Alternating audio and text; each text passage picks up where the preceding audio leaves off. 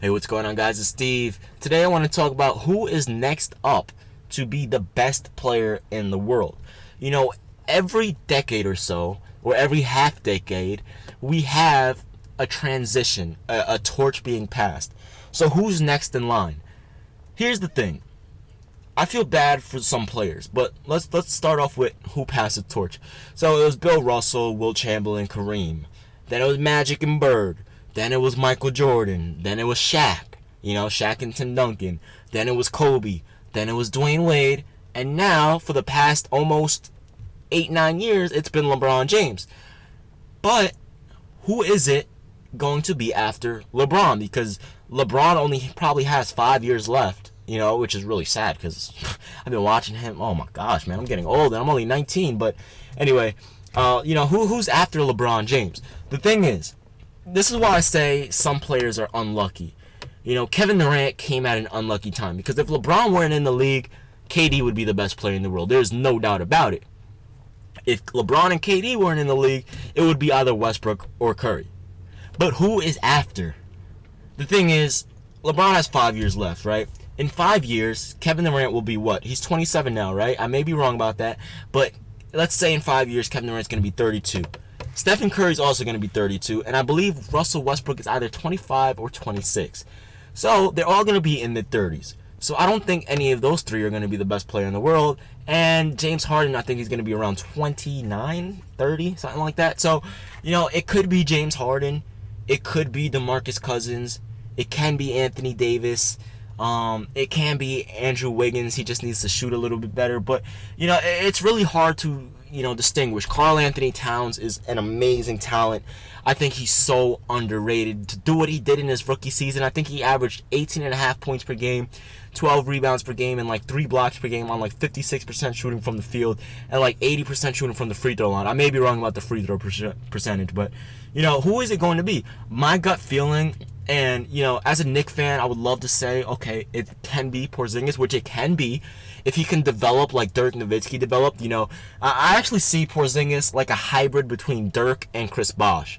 Porzingis has the height of Dirk Nowitzki, 7-footers, but he has the athleticism, the quickness, the agility, and the scoring ability off the dribble like Chris Bosh did. But he also has the shooting ability of Dirk Nowitzki. So if he can combine them and be like a hybrid of those two players, he has the potential to be the best player in the world.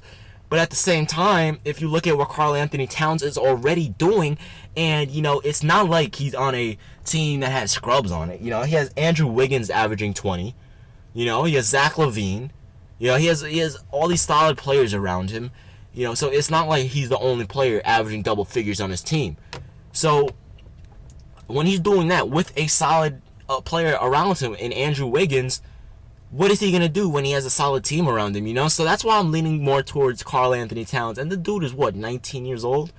20 years old? It's crazy, man.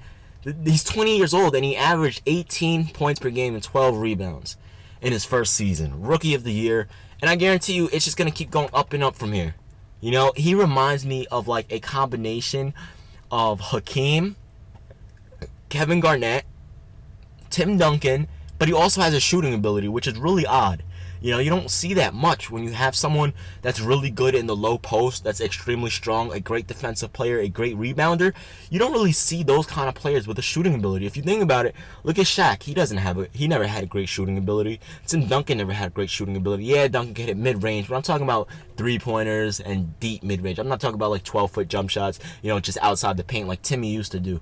But at the end of the day, man, my gut feeling is saying it's going to be Karl Anthony Towns. That's my gut feeling, and I guess a lot of people can agree with me on that because you really think about it. Karl Anthony Towns, he was one of the best players last season, and he was a rookie.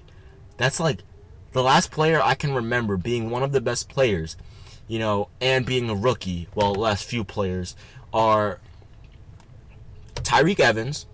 That was back in 2009, I believe. He was the third player ever to average 20 points per game, 5 rebounds per game, and 5 assists per game. Actually, fourth maybe. Fourth. In their rookie season. The other three are LeBron, Michael Jordan, and Kareem Abdul-Jabbar. But before that, Dwight Howard, Chris Paul, And then 2003 draft, Chris Bosh didn't really develop properly in his first year. He came off the bench. But, Dwayne Wade, Carmelo, and LeBron. Carmelo and LeBron averaged over 20. Melo averaged 22 his first year. LeBron 25 and 5. D Wade around 16 and a half. But what he did in the playoffs was ridiculous. And then, it's just, then you had Yao Ming, Amari Stoudemire. So if you think about those players, those are all-time greats. So if you think about that, and then you think about what he just did, and he's one of the best players in the world in his rookie season, according to statistics, right? Then imagine 5 years from now when he enters his prime. I mean, oh my gosh, man.